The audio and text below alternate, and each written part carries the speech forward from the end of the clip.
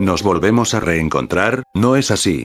Casi me parece gracioso que cada vez me siento peor ahora que los exámenes han pasado y tengo toda la Semana Santa para mí, o bueno, para el mod. Debo admitir, no paro de pensar en él. No es que me dé miedo directamente, sino que simplemente me extraña, creo que es algo más que un mod oscuro. Puede que quizás simplemente esté siendo paranoico, me siento incómodo cuando la gente anda detrás de mí. Como si su mirada clavada en mi cuello pudiera acceder a mis pensamientos. No escondo nada, pero simplemente no puedo evitarlo. Pero basta de hablar de mí, sé que estás aquí por el mod. Sí, lo he jugado. Contaré mi experiencia bruta en orden cronológico. Cuando volví de mi último examen, lo primero que hice fue sentarme en mi escritorio y encendí el ordenador. Ejecuté la máquina virtual e hice doble clic sobre el ejecutable. Ni un minuto de juego y el menú había cambiado. El anteriormente escenario matutino cambió, la misma playa pero un sol ya casi completo sobre el mar. No decidí darle muchas vueltas y continué la partida. Me encontraba otra vez en la casa ajena, justo donde lo dejé. Revisé todo de nuevo y regresé con el equipo de investigación en la sala de estar. Interactué con Naoto y me dijo: ¿Estás ya listo para verlo? Y respondí que sí. Tras que la pantalla se oscureció, todo el grupo estaba sentado enfrente de la televisión para ver una cinta. Teddy dejó salir un sonido victorioso cuando salió el inicio de la película Yukoku. Naoto parecía decepcionada al ver de que al final no era nada. Tras esto, Yosuke propuso el simplemente irse al ya no haber nada más que ver, todo el grupo estuvo de acuerdo. No obstante, Naoto dijo que ella se quedaría para llevarse todas las bolsas, pues ella aún sospechaba que esto tenía que ser como mínimo un pozo de piratería que debería llevar al departamento. Tras salir, el grupo se dio cuenta de que estaban en una casa a las afueras de la ciudad más próxima a Inaba, Okina. El grupo se dispersó, algunos irían en autobús, otros andando, etc. Sin que el juego me diera elección, Yu sacó su teléfono y llamó a Dojima, quien aunque irritado, aún vino en su coche para recoger a su sobrino. En el coche, Dojima comenzó a interrogar a Yu, como si este tuviera sospechas de él y del resto del equipo. Algo muy extraño de su parte. Al llegar a Inaba, se había hecho tarde pero el juego me dio elección de salir de la residencia e investigar. Sin perder tiempo, me dirigí hacia una televisión en Yunes. Interactué con una cualquiera. A través de una sombra que aparece por la pantalla apagada pero resplandecida por la luz. Ves dos figuras humanoides con gorras, una mucho más baja que la otra, mirando hacia una gran pantalla que tiene patrones psicodélicos. Ahora eran dos personas, ya no sabía qué teorizar, si estos eran los responsables de todo o las víctimas. Pero justo después apareció un texto de Yosuke. Detrás mío estaba él extrañado. ¿Qué haces? El juego me dio varias opciones, respondí con: estaba a punto de entrar a investigar. Yosuke rió y me dijo: ¿No estarás lo suficientemente loco como para entrar solo? Justo después se puso más serio y prometió que pronto volveríamos a entrar al canal de medianoche para proseguir con la investigación. Asentí y le seguí a una mesa afuera donde para mi sorpresa estaba Okamoto. Habían quedado para verse y Yosuke se fue para conseguir comida. Hubo silencio por un segundo hasta que Okamoto lo rompió. ¿Estás triste? No era una pregunta, era una verdad que él notó al instante incluso sin contexto de lo que había ocurrido. ¿Qué te pasa?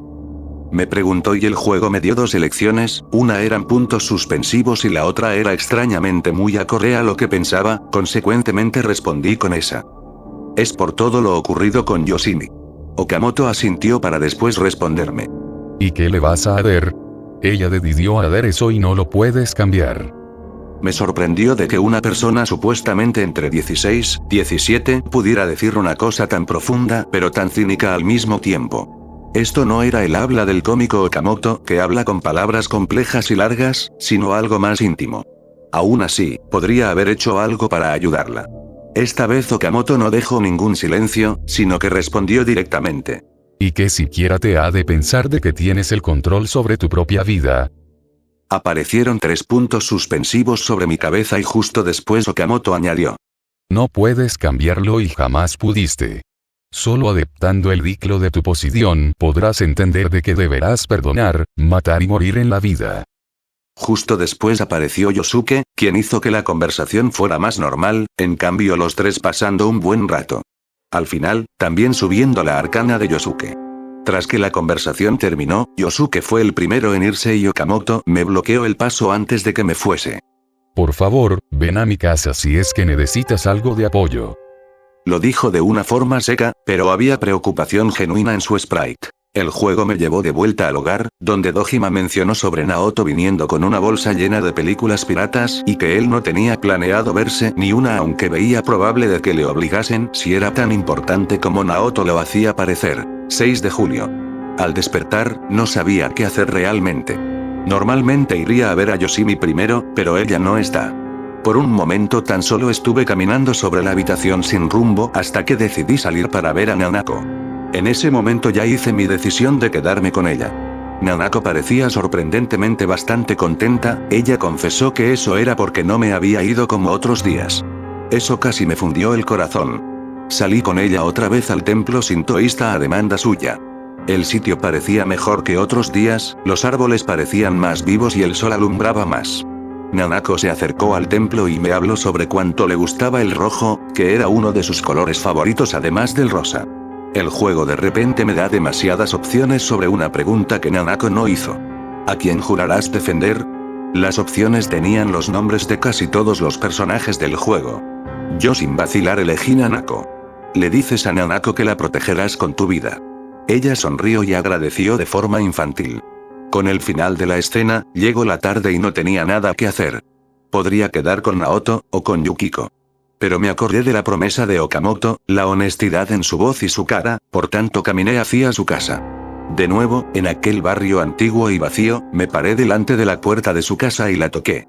Okamoto la abrió y me permitió pasar con una sonrisa. Él me llevó a su sala de estar, la cual era pequeña y no muy acogedora.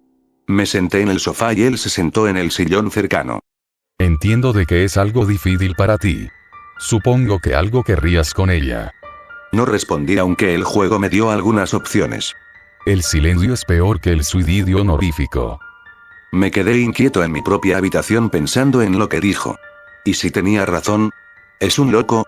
Diversas preguntas invadían mi cabeza. Oye, si quieres despejar la cabeza tengo aquí mi antigua consola. No tengo muchos juegos pero definitivamente hay de 2 jugadores. Lo dijo con una pequeña sonrisa en su rostro. Asentí y me senté frente a la televisión. Acto siguiente, él encendió la consola que se veía antigua y se sentó al lado de mí, cogiendo su mando. En una escena sin muchos diálogos, ambos jugábamos a un juego extraño el cual parecía intenso. ¿Te gusta el juego? Más te vale. Que me gasté un buen dinero por él. Cuando la cinemática terminó, ya se había hecho muy tarde y debía irme. Pero Okamoto se ofreció de acompañarme de camino a casa de Dojima.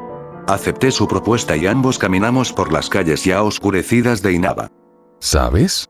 Algo que me encanta de Inaba es que es silenciosa a pesar de todo. Poca gente con la que lidiar. No es que sea un rarito, o bueno, lo soy. Le dije que sí de forma sarcástica. Ni que tú fueras el mejor ejemplo. A mitad camino, una mujer anciana se acercó a Okamoto y le ofreció una película en DVD. Decía con una sonrisa que era la mejor película que había visto, que era una película de verdaderos japoneses perfecta para crear una nueva juventud. Él intentó rechazarla en un primer momento, pero la mujer insistió tanto que terminó tomándola. Era la película de Yukoku. Cuando la anciana se fue y comenzamos a caminar de nuevo, Okamoto me dio la película, argumentando que él ni siquiera tenía un reproductor de DVD para verla, por tanto podía quedármela. A mitad camino, él vio una máquina expendedora y me preguntó si a Nanako le gustaba el chocolate. Le dije que no sabía, pero él igualmente compró uno para ella. Al llegar a casa de Dojima, él me dijo: Sabes que siempre estoy aquí para ti, ¿vale? Se me quedó mirando con una leve sonrisa y Yu se la devolvió tras un segundo de silencio. Okamoto se despidió de mí con un niño y se fue por donde habíamos venido. Al entrar, entregué el chocolate a Nanako en su nombre. La niña evidentemente emocionada y diciendo que ahora Okamoto sería su segundo mejor amigo. Allí también estaba Dojima, quien parecía cansado y algo deprimido. Me acerqué y me contó que un miembro del departamento había cometido un tiroteo en una tienda de electrónica variada, la cual ahora la policía había bloqueado por un tiempo mientras recogían pruebas. Dojima no entendía qué estaba pasando y lo describió como una mierda. Lo soltó con Nanako en el fondo, algo definitivamente estaba mal con Dojima, pero el juego no me permitió responder nada por más que quisiera decir o hacer algo. 7 de julio. Por la mañana fui saludado por una impresionante niebla sobre Inaba sin previo aviso ni lluvia previa. Salí a las calles para verlas vacías, exploré el pueblo fantasma hasta llegar a la llanura aluvial del río Samegawa. La niebla era tan densa que no se podía ver ni siquiera el río completo, solo la triste costa. Exploré un poco antes de caminar hacia la salida, pero de repente mi personaje dejó de seguir avanzando. De fondo, una persona silbando una tonada tan hermosa como triste. Me recordaba al tema de la habitación terciopelo. Una cinemática ocurrió y la cámara se fijó entre la niebla, donde una figura familiar comenzó a hacerse visible. Era Marie. ¿Lo escuchas? Solo sé que es un aviso de que algo viene. De que algo dentro de ti está por revelarse. Antes de que yo pudiese elegir una respuesta de varias, Marie simplemente se fue, desapareciendo entre la niebla, mientras que por el otro lado en la niebla dos ojos casi brillantes de búho se hicieron visibles. Pero sé que no era un búho, pues ya no solo la posición de estos haría al búho un gigante, sino que un poco más arriba entre los ojos había una extraña luz roja en forma de círculo. Sin que yo diera la orden, Yu salió corriendo y regresó a la casa de Dojima por la tarde. Estaba confundido. ¿Qué era eso? ¿Por qué Marie vuelve para decirme esto? ¿Por qué ella parece no poder hacer nada? Me levanté de la silla, un pequeño dolor formándose en la parte izquierda de mi hombro. Descansé mis articulaciones y la vista, de pie al lado de mi ventana, observando el bosque primerizo de chopos plantados afuera. ¿Me protegerían los chopos del oso y esta vez? Me imaginé a aquella criatura pateando los caminos terrosos que tanto pensaba conocer. Eso me generó un pánico interno y tuve que calmarme, recordarme que estaba jugando un mod, que no era para tanto. Tras 5 minutos, regresé al ordenador y traté de salir de la habitación. La casa, extrañamente estaba vacía, ni Dojima ni Nanako, pero supuse que se fueron a algún otro sitio. Interactuar con la televisión hizo que Yu sacase de su bolsillo el DVD que Okamoto le dio. Lo insertó y comenzó la película, la cual parecía estar entera. Cuando la pareja está a punto de cometer seppuku juntos. La escena fue violada por una habitación que conocía, era la casa ajena, justo la habitación donde estaba el ordenador. Abajo ponía que apretando C se puede saltar la escena. Pero no era una cinemática, era una grabación real. Había un hombre real. Era japonés, calvo, gafas sucias, con un pequeño bigote no poblado y aparentemente desnudo, aunque la escena solo enfocaba su cabeza y parte de su cuello. La cámara parecía ser un poco antigua, pues tenía bastante brillo y los tonos ocres. El hombre hablaba japonés muy rápido, lo que no ayudaba a la además horrible calidad del micrófono de su cámara, el cual debería estar roto para sonar tan mal. Aquí una transcripción de lo que pude entender. Soy Ojo. Los vivos. Y yo ya estoy en el umbral. Hace 3 días. Fintas baratas casi olvidadas. Ciudad. La puse en el proyector. En la pantalla de pronto no había imagen sino un patrón. Colores que no existen en el espectro normal girando, gritando. Un ruido, no un sonido, un golpe en el tímpano. Esa noche vi el sol, no como lo ven ustedes, un disco amarillo cálido. Lo vi como él es. El sol no necesita. El mundo era un mar profundo, oscuro, casi negro, y sobre ese agua quieta caminaba una figura, blanco inmaculado, con un halo dorado, casi líquido, rodeando su cabeza. Caminaba hacia mí, sobre lo que debería haber sido el fondo del abismo, sin hundirse. Desde entonces, mi cuerpo llevo días sin comer, sin beber nada. El estómago rugía al principio, después. Ahora es solo un peso, un trozo de... espera ser consumida. Vean estos cuerpos nuestros, ¿no les parecen simples envoltorios? Carne. Salada. Es irrelevante. La vida es... antes del fuego. Tengo hambre. Sí. Pero el hambre es solo información. El dolor es la respuesta. El dolor es lo que nos limpia. Nos prepara. Porque cuando el sol descienda, cuando esa sobre la humanidad, solo aquellos que hayan aprendido a amar el dolor podrán salvar sus almas del quemado. Los demás serán felices. Tras este comentario, Ojo se alejó de su cámara, dejando ver más de su cuerpo. Tenía marcas muy específicas, algunas hacían letras. Él cogió algo que parecía un látigo y comenzó a pegarse a sí mismo con este. Soltaba quejidos, pero su cara mostraba más bien éxtasis. Apreté C con toda la fuerza de mi dedo para saltarme tal vídeo. La pantalla se oscureció y otra vez vi a Yu delante del televisor en la casa vacía de Dojima. Salió un texto diciendo: decidiste no acabar la cinta. Eso fue una confirmación de mis sospechas. Esto ya no era un mod muy currado, sino algo más tétrico a lo que no estaba preparado. Realmente dudé en continuar, pues algo fallaba en todo lo que había visto. La locura, el dolor, el amor y el odio silencioso. Nanako y Dojima no aparecían aún, inclusive si el juego mostraba que ya era de noche. Fui a la habitación y dormí. 8 de julio. Tras despertar, bajé inmediatamente las escaleras para encontrarme otra vez la casa vacía. Sin rastro, sin llamadas, sin mensajes. Sin vida. Al salir, las calles estaban vacías incluso si hacía un buen día soleado. Me dirigí al sur del distrito comercial para por fin encontrarme con la característica puerta azul de la habitación Terciopelo, la cual no había hecho ni una aparición desde que comencé. Entré para fusionar personas y quizás, que Igor me dijese algo. Al entrar, solo estaba Igor mirando directamente a la cámara como suele hacer, pero con un careto desconfiado.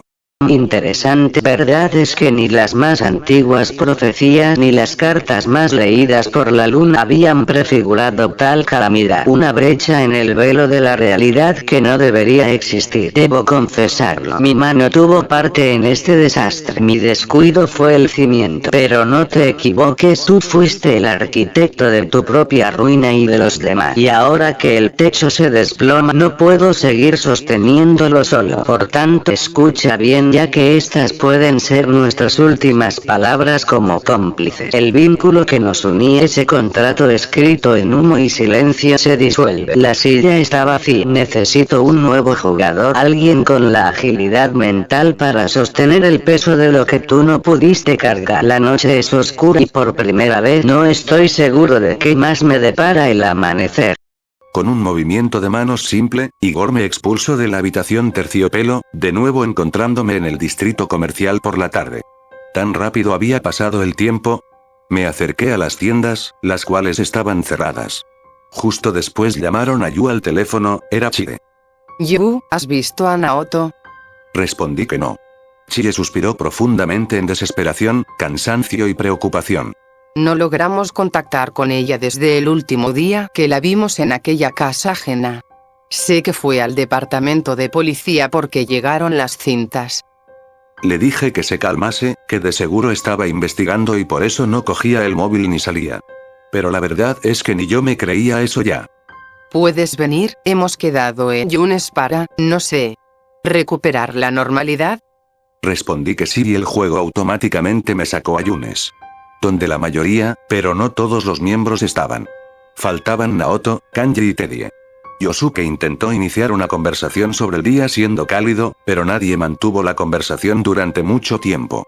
Parecía que todos se derrumbaban y todos se oscurecían incluso con un sol tan radiante arriba. Tras un incómodo silencio se escuchó un pequeño grito masculino desde adentro de Yunes. El equipo se levantó y corrió a todas prisas hacia adentro. Allí estaba nadie más que Okamoto con una cara de sorpresa y horror. Fui el primero en preguntarle qué pasa. Dios mío, acaba de traspasar una televisión.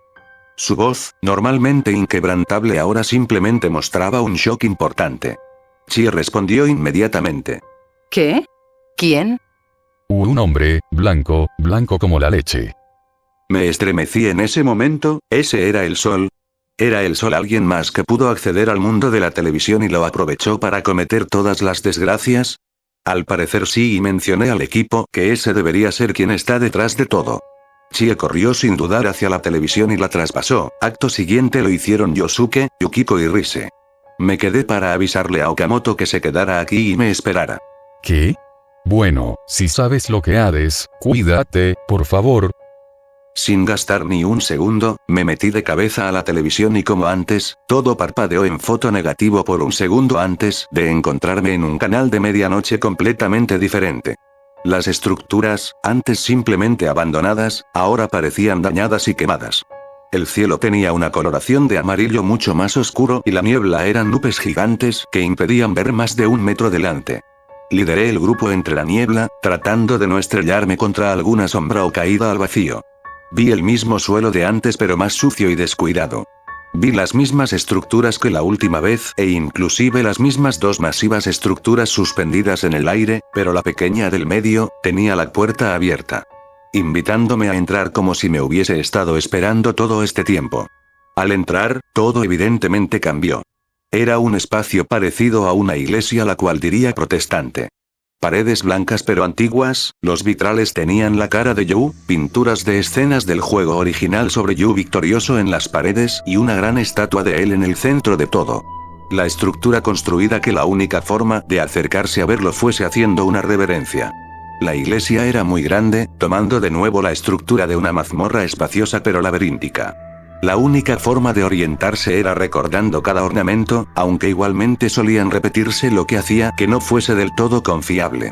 Consecuentemente a esta revivificación del JRPG, aparecieron las sombras. Describiré los tres que más aparecían. Primero, está el Bokun. Una figura alta y delgada con ropas de estilo militar. En su uniforme azul prusiano tenía de medallas las arcanas de los presentes. Su poder era inmenso sobre todo el equipo excepto el propio Yu. Podía forzar a un aliado a luchar en el bando contrario por 3 turnos, utilizando sus poderes y ataques en nosotros. También podía congelar a todos excepto a Yu, hacer una reverencia durante un turno, dejándolos desprotegidos y fácil de dañar. No tiene mucho daño en sí, pero sus influencias eran capaces de hacer una batalla simple en una verdadera pesadilla. Por el otro lado, está Josei Shujino. Era una extraña amalgama de Yu, pero en una versión demacrada de una supuesta versión femenina. Rostro caído y operado, tetas extremadamente grandes o una figura absurdamente delgada. Hacía mucho daño, un ataque suyo quitaba alrededor de 300 HP, lo que para el nivel que llevaba en aquel entonces era casi toda la vida. Esto únicamente se ve compensado por su falta de otros ataques o acciones, por tanto puedes mantener controlados sus stats para derribarla. Y por último tenemos a Kyoki, una figura antropomórfica imposible. Cuerpo de cabra que se sostenía a 2 patas, la cabeza siendo una estrella de David de un material extraño, con un ojo marrón brillante en el medio. Usaba una espada que sostenía su brazo izquierdo, el cual estaba cubierto con armadura grisácea, para robar SP de alguien y en cambio utilizarlo para aumentar su defensa o el ataque de otro enemigo. Funcionaba como un protector, pues podía ponerse en medio de una sombra y en cambio él recibiría el daño, cosa que no ayuda considerando la cantidad de HP que este tiene. Tras luchar por toda la iglesia, recogiendo experiencia e ítems, el grupo se encontró otra zona de interés que desviaba del resto de pasillos vacíos e interminables. Me paré enfrente de una atril llena de incienso donde algo comenzó a llamar a Yu. Yu camino solo hacía un libro abierto sobre el atril de donde provenía la voz. No, gran líder, has llevado a tus amigos a tu propia perdición, a tu propio asco. ¿Te sientes bien? ¿Eres realmente tan bueno? ¿Eres el glorioso héroe de Inaba? ¿O solo busco que mi nombre suene entre la gente porque no me aguanto? Yu dejó escapar un sonido de sorpresa y tras escucharle, Yukiko le preguntó qué estaba haciendo, pero antes de que pudiera decir nada, unas manos salieron del libro y arrancaron a Yu de su cuerpo. Una versión transparente se introdujo en su libro mientras que su cuerpo se quedaba quieto para después girarse hacia sus compañeros con ojos amarillos. Era la sombra de Yu, pero Yu no estaría para liderar al grupo. Dentro del libro, Yu cayó en un sitio plano sin nada, tan solo un cielo monocromático que por el norte era blanco pero por el sur era negro, el suelo siguiendo la estética con azulejos negros y blancos. Había un silencio absoluto hasta que sombras comenzaron a venir de todos lados, algunas del juego original, otras del mod, algunas que nunca se han visto. Todas se comenzaron a juntar en una gran masa negra, la cual se hizo llamar la última sombra en Inaba. Comenzó una batalla de jefe. La masa era irregular y cambiaba constantemente, utilizando los ataques y acciones de una gran variedad de sombras. Además, Yu estaba solo y esto hacía la batalla absurdamente difícil, pues un simple turno puede encender un cambio en el status quo hacia la victoria o el fracaso. Por cada turno, se cambiaba a la batalla que estaba teniendo el equipo de investigación contra la sombra de Yu. El grupo estaba descoordinado sin su líder, algunos atacando de forma errática u otros simplemente quietos sin hacer mucho. En estos turnos controlabas aleatoriamente a uno de los miembros y tenías la oportunidad de actuar. No obstante, no servía de mucho ya que sin una coordinación real, solo podía adivinar qué ocurriría en el siguiente turno y esperar que ocurriera lo que más me favoreciera. Morí muchas veces, debo admitirlo.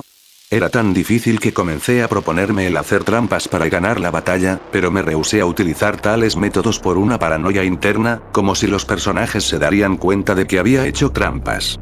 Estuve, sin exagerar, 2 horas repitiendo una y otra vez la batalla.